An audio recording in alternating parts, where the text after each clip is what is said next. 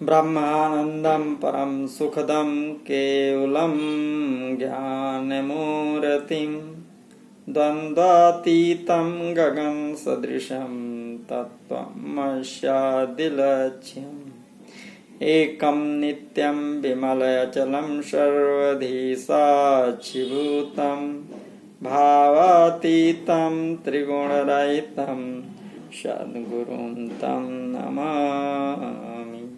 सद्गुरुं तं नमामि। बोलिए श्री सद्गुरुदेव की जय। आप समस्त श्रोता बंधुओं को हमारा हृदय से प्रणाम। और आज शंकराचार्य द्वारा कथित वेदांत सिद्धांत की चर्चा चल रही है, जिसमें ये दूसरा वीडियो है। इसके पहले वाले वीडियो में आदि शंकराचार्य जी ने कहा कि अगर मुक्त होना चाहते हैं तो सद्गुरु के शरण में जाएं और उनको दंडवत प्रणाम सेवा करके प्रसन्न जान करके उनसे प्रश्न करें मुक्ति हेतु। तो आइए इस वीडियो में देखते हैं कि शिष्य क्या प्रश्न करता है और गुरु क्या उत्तर देते हैं। शिष्य प्रश्न करता है गुरुदेव जी के शरण में जाकर के कि प्रत्यक्ष अनुभूतार्थ कथम मिथ्यात्वमहरहति चक्षुषो विषयं कुंभम कथम मिथ्या करोम्यहम्। विद्यमानस् मिथ्यात्वं कथम नु घटते प्रभो प्रत्यक्षं खलुं सर्वेषां प्रमाणं प्रस्फुटार्थकम्।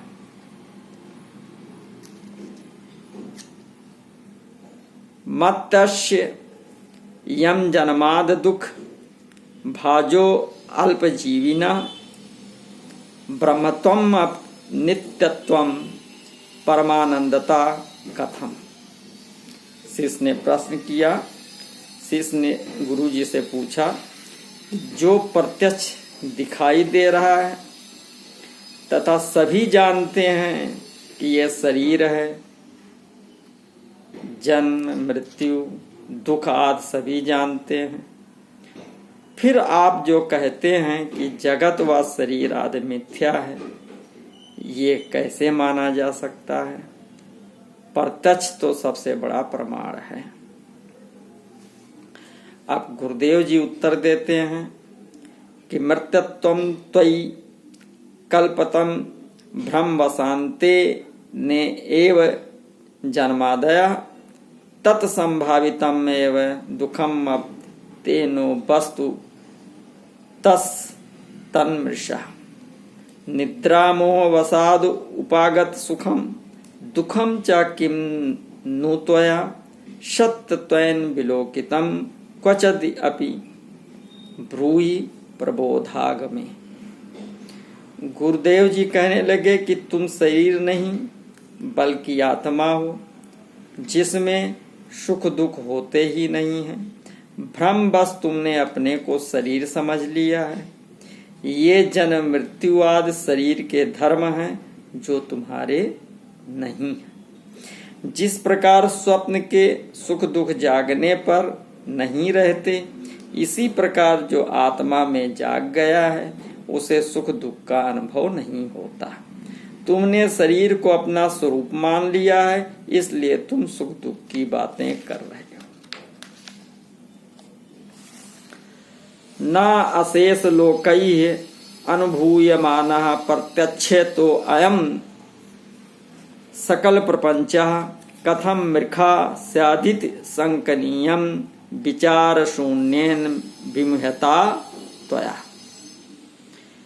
दिवांध दृष्टेस्तु दिवांधकारा प्रत्यक्ष सिद्धोऽपि स किं यथार्थः तद् भ्रमेण अवगता पदार्थो भ्रांतस्य सत्या सुमे सुमतेम मृखेवा। अब शिष्य का जो प्रश्न था कि जो दिखाई दे रहा है प्रत्यक्ष है उसे मिथ्या कैसे कहा जाए, तो इसका उत्तर देते हुए गुरुदेव जी कहते हैं कि जिस प्रकार अंधे को सर्वत्र अंधकार ही दिखाई देता है, किंतु आंख वाले को नहीं, इसी प्रकार अज्ञानी को ही संसार सत्य ज्ञात होता है, किंतु ज्ञात जो ज्ञानवान है, ज्ञानी है, ज्ञान हो जाने पर ये मिथ्या ही सिद्ध होता है। इस भ्रांति का निवारण आत्मज्ञान के बाद ही होता है। अज्ञानी ही संसार को सत्य मानते हैं। घटो अगित्यत्र घटाभिधाना प्रत्यक्षता कश्चिद देत दुष्टे विचार्यमाणे सतु नास्त तत्र मृदस्त तद्भाव विलक्षणा सा। गुरुदेव जी कहते हैं कि घट एक आकृति है जिसे देखकर अज्ञानी जन उसे घट कहते हैं, जबकि ज्ञानी उसके मूल तत्व मिट्टी को देखता है कि ये मिट्टी ही है। इसी प्रकार अज्ञानी जन संसार के पदार्थों को देखता है, जबकि ज्ञानी जन इनके मूल तत्व ब्रह्म को देखता है। प्रादेश मात्रा परदृश्यते अर्कः शास्त्रेण संदर्शित लक्ष्य योजना मानांतरेण क्वचिदेति बाधाम प्रत्यक्षम अप्यत्र ही ना व्यवस्था। गुरुदेव जी कहते हैं कि प्रत्यक्ष को ही प्रमाण मानना उचित नहीं है। जैसे प्रत्यक्ष में सूर्य बालिस्त भर दिखाई देता है, छोटा सा दिखाई देता है, किंतु वो लाखों योजन बड़ा है, अतः प्रत्यक्ष को भी प्रमाण नहीं माना जा सकता।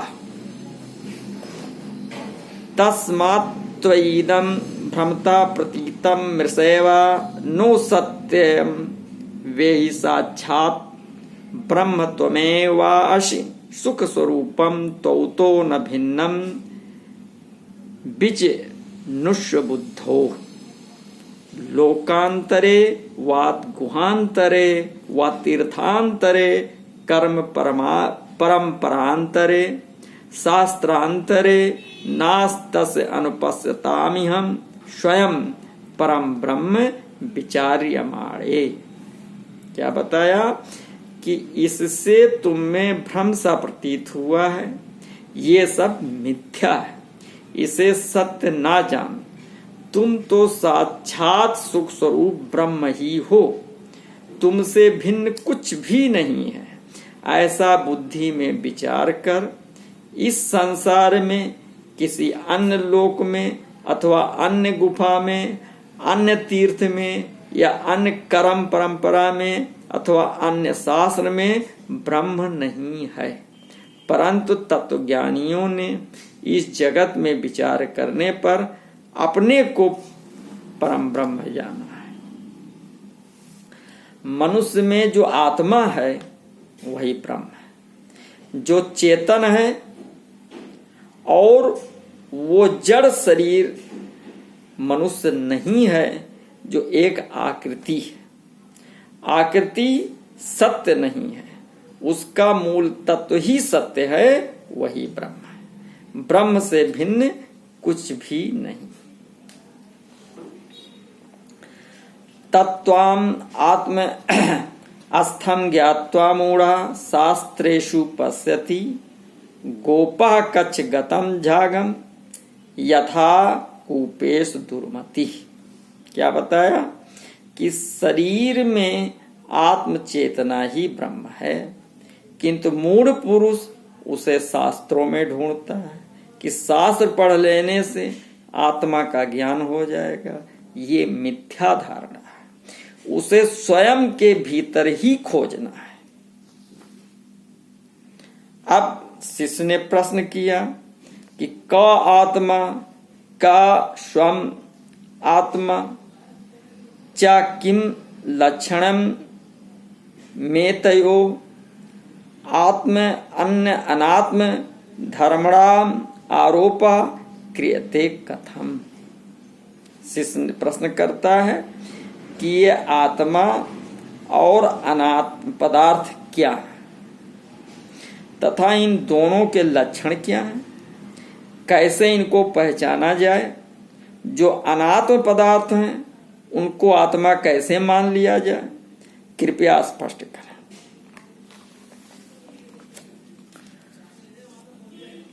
आत्मानत विवेकते वक्ष्याम ऋणु सादरम यस्य श्रवण मात्रेण मुच्यते आत्मबंधनात्। अनात्मा और आत्मा का भेद जानना ही विवेक। गुरुजी उत्तर देते हैं कि अनात्मा और आत्मा का भेद ही जानना विवेक है। आत्मा चेतन है और अनात्मा जड़ है। आत्मा अमर है और अनात्मा नश्वर है।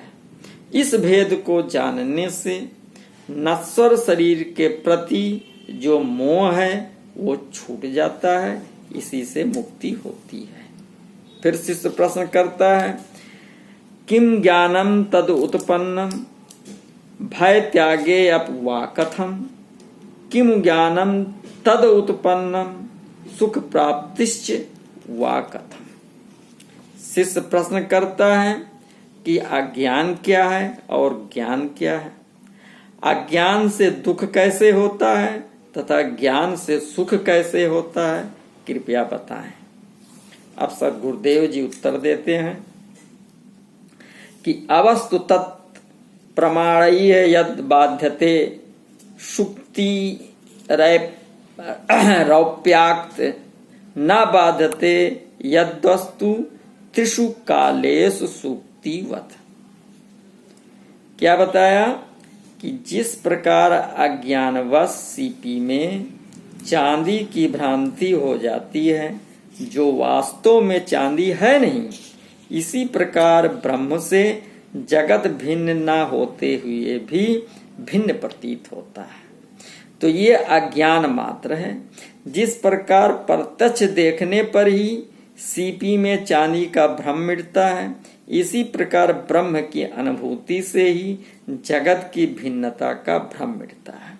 अतः जगत मिथ्या ही है। जिस प्रकार सीपी में चांदी का भ्रम हो जाता है किंतु चांदी में सीपी का भ्रम नहीं होता, सीपी का ज्ञान हो जाने पर ही चांदी का भ्रम मिटता है। इसी प्रकार ब्रह्म के ज्ञान से ही जगत के सत्य होने का भ्रम मिटता है। इसलिए जगत असद ही है, ब्रह्म ही भाव रूप है तथा जगत त्रिगुणात्मक है जो ब्रह्म का आश्रय करके रहता है।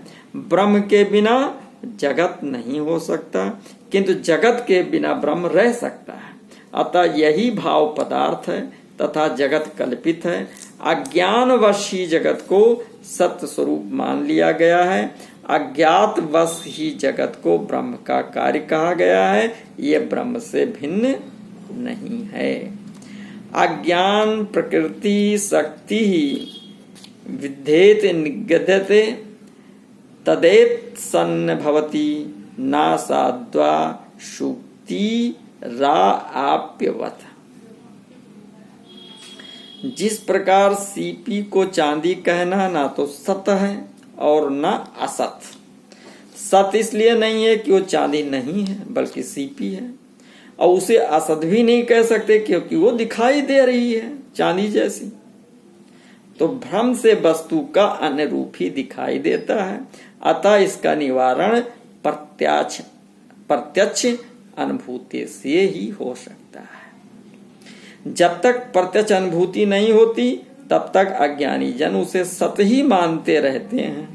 जिस प्रकार स्वप्न में दिखाई देने वाले दृश्य स्वप्नावस्था में ही सत्य प्रतीत होते हैं किंतु जागने पर वे असत्य या भ्रम रूप ज्ञात होते हैं, इसी प्रकार अज्ञानावस्था में ही ये प्रकृति सत्य ज्ञात होती है किंतु ज्ञान होने पर ये असत्य वह मिथ्या होने लगते हैं। सतो भिन्नम अभिन्नम वा न दीपस्य प्रभा यथा न शा अवयो मन्यद्वा बीजस्था दुखत क्वाचिता। जिस प्रकार दीपक का प्रकाश न दीपक से भिन्न है न अभिन्न, क्योंकि दीपक के न दिखने पर मात्र प्रकाश ही दिखाई देता है, जिसे भिन्न भी कहा जा सकता है, किंतु दीपक को देखने पर ज्ञात होता है कि ये उसी का प्रकाश है। इसी प्रकार ब्रह्म के ज्ञान के अभाव में ही प्रकृति सत स्वरूप ज्ञात होने लगती है, किंतु ब्रह्म का ज्ञान होने पर ये असत ज्ञात होने लगती है। ये प्रकृति उससे भिन्न नहीं है।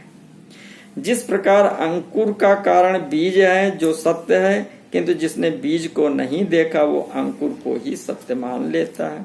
अज्ञान का कोई रूप नहीं है, ना वो कोई वस्तु ही है। भ्रम हो जाना ही अज्ञान है, जो अज्ञान से ही दूर होता है, जो ज्ञान से ही दूर होता है। जिस प्रकार सूर्य से प्रकाश भिन्न नहीं है, चंद्रमा से चांदनी भिन्न नहीं है, चीनी से मीठा भिन्न नहीं है, वैसे ईश्वर से माया भिन्न नहीं। अब आज शंकराचार्य जी ने बताया कि आत्मा में ही परमात्मा का निवास है। इसको सिद्ध किया। क्या बताते हैं, आइए इस पर विचार करते हैं। आज शंकराचार्य जी ने बताया कि सृष्टि रचना प्रकृति से होती है, जिसके सत रज व तम 3 गुण हैं। जब प्रकृति में सत्व गुण की अभिव्यक्ति होती है तो इसे माया कहते हैं। यह अज्ञान स्वरूप है। प्रकृति में जब सतगुण मिल गया, प्रकृति प्लस सतगुण, तो बन गया माया। और माया क्या है? अज्ञान स्वरूप है। यह सृष्टि रचना किससे हुई? प्रकृति से हुई। और जब इसमें तीनों गुण सतरजवत्तम 3 गुण है, इनमें से जो सत्व गुण जब मिलता है तो माया हो जाती है। सृष्टि में वो ब्रह्म ही एकमात्र चैतन्य तत्व है जो अनिश्चित व्यक्त अवस्था में रहता है। जब उसकी अभिव्यक्ति माया शक्ति से होती है तो ईश्वर हो जाता है। यानी चेतन ब्रह्म में जब माया मिल गई तो उसे ईश्वर की संज्ञा दी जाती है। सत्व गुण की अधिकता वाले अज्ञान को ईश्वर का कारण शरीर कहते हैं। जिसमें सतोगुण की अधिकता होती है और अज्ञान स्वरूप है तो वो ईश्वर का कारण शरीर होता है। अज्ञान प्लस सतगुण तो ईश्वर का कारण शरीर बन जाता है। चैतन्य सत्ता स्वयं अपनी माया शक्ति के आवरण के कारण उसको ईश्वर कहा जाता है, अन्यथा वो ब्रह्म ही है। माया शक्ति के कारण ही उसका कारण शरीर बनता है, जिससे सृष्टि रचना का कार्य आरंभ होता है। ये कारण शरीर ईश्वर का आनंदमय कोश है, क्योंकि ईश्वर स्वयं आनंद स्वरूप है। संपूर्ण प्राणी इसी से उत्पन्न होते हैं और इसी में लय हो जाते हैं। चैतन्य सत्ता में जब सत्व गुण के साथ साथ, अभी सतगुण मिला जब चैतन्य सत्ता में, अब जब सत्व गुण के साथ साथ रज एवं तमोगुण का भी मिश्रण हो जाता है, जिससे वो शुद्ध सत्वगुण मलिन हो जाता है। जब उसमें रजोगुण तमोगुण सभी मिल गए तो इन तीनों गुणों से युक्त चैतन्य को ही जीव कहा जाता, तब वो जीव हो जाता है। केवल सत्वगुण है तब तो ईश्वर है, और जब उसमें सत रज तम सब मिल गए तो वो जीव हो जाता है। तो ये जीव की उपाधि है। यानी चेतन में जब सत रज और तम से चैतन्य प्लस सत प्लस रज प्लस तम हो जाते हैं तो वो जीव हो जाता है। तो इस उपाधि के ना रहने पर वो चैतन्य स्वरूप ब्रह्म ही है। तो इसी अज्ञान को अविद्या कहा जाता है। तो इस प्रकार आत्मा ही परमात्मा है। जिस प्रकार एक ही व्यक्ति को उसके भिन्न कार्यों के अनुसार उसे कलेक्टर, प्रधानमंत्री व कर्मचारी आदि कहा जाता है, जो उनकी उपाधि है, किंतु वो एक ही तत्व मनुष्य ही है। इसी प्रकार अविद्या के कारण ही चैतन्य को जीव कहा जाता है। यही जीव सर्वज्ञ से अल्पज्ञ बन जाता है और यही ईश्वरत्व से भिन्न हो जाता है तथा इन गुणों के कारण वो संसारी हो जाता है। कितनी स्पष्ट व्याख्या की है। तो जीव के इस अल्पज्ञता अज्ञान के कारण अहंकार पैदा हो जाता है और अहंकार के कारण वो मैंपन का अनुभव करता है, जो उसका कारण शरीर है। अब जीव का कारण शरीर क्या है? मैं। तो क्या हुआ? जब शुद्ध चैतन्य स्वरूप आत्मा में अज्ञान का आवरण जब चढ़ गया तो उसे जीव कहा गया, और जब जीव में अहंकार मिल गया, जीव प्लस अहंकार, तो वो कारण शरीर बन जाता है, जिसे मैं कहा जाता है। किंतु ये आत्मा के समीप होने से उसे आनंद का अनुभव होता है, क्योंकि आत्मा स्वयं आनंद स्वरूप है। तो इसी को आनंदमय कोश कहा जाता है। तो जीव का आनंद कोश है मैं, जिसकी सर्वथा रचना हुई। तो जिस प्रकार ईश्वर का कारण शरीर आनंदमय कोश है, तो उसी प्रकार जीव का आनंदमय कोश ही कारण शरीर है। तो ईश्वर और कारण शरीर एक दूसरे में घुले मिले तो आनंदमय कोश में चला गया। इसी प्रकार जीव और आनंदमय कोश जब आपस में घुले मिले तो कारण शरीर हो गया। तो इसका अनुभव सुषुप्ति अवस्था में होता है। जब व्यक्ति गाढ़ी निद्रा से जागता है तो कहता है कि आज सोने में आनंद आया है, या सुख से सोया, आनंद से सोया।